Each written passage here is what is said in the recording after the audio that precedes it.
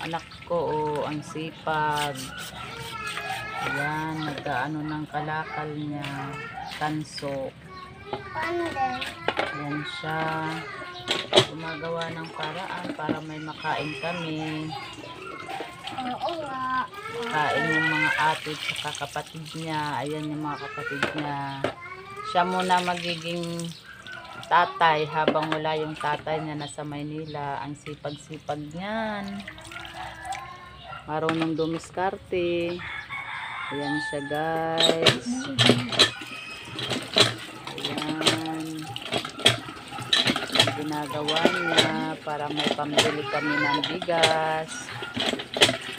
Siya ang tumatayong tatay habang wala ang tatay niya. Ayan siya, oh.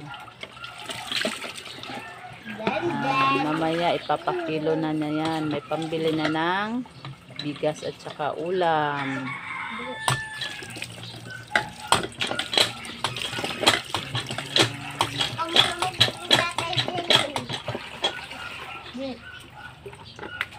Kasi yan yung dalawa niyang kapatid nanghihingi ng pambili ng tinapay. Kaya yan ginagawa niya. Yan, nag-ano siya, nagbabalat ng ano, ng tanso. Tanso daw yan.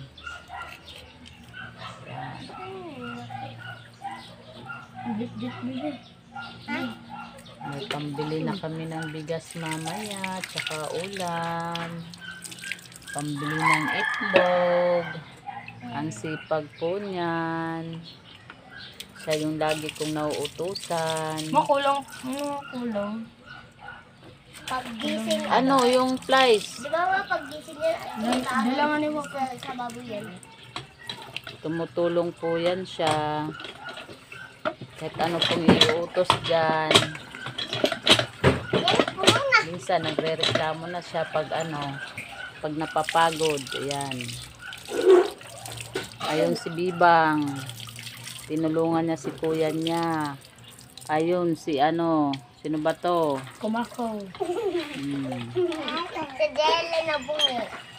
Ayan siya, guys. Gibomba pa para mahugasan ni kuya nyo. Pambili kayo mamaya ng pagkain nyo. Tinapay. Ano yon? Ano yon, Bibang? Tinapay. Tinapay. Oh. Masugatan ka, ha? Yan po yung tatay namin dito sa ngayon. Ayan siya. Diba? Ayan siya, guys. Tapos na. Tapos na yung ginagawa niya. Yan. Ayusin na lang niya yan. Tapos, ano pa yun? Tabi mo pa yan.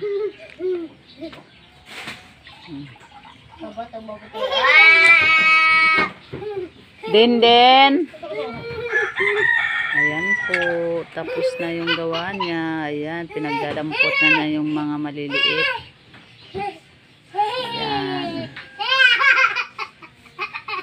Ang sipag-sipag ng batang ito. Na paglaki niya, huwag siya magbago. Ganyan pa din. May batang makulit dito sa likod ko. Tawa ng tawa.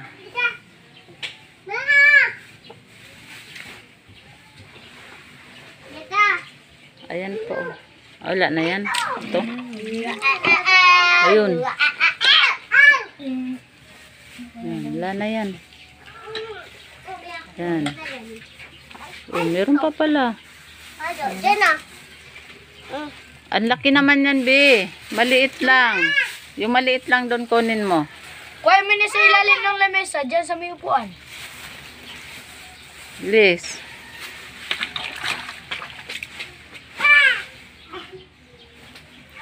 Kala ko tapos na. Idugtong mo na lang. Ayan na siya, guys. Magpapakilo na yan. Magbabike lang po siya. Papakilo na niya para may pambili na kami ng bigas. Ayun na siya. Alis na po siya. Yan yung batang malalahanin sa pamilya niya.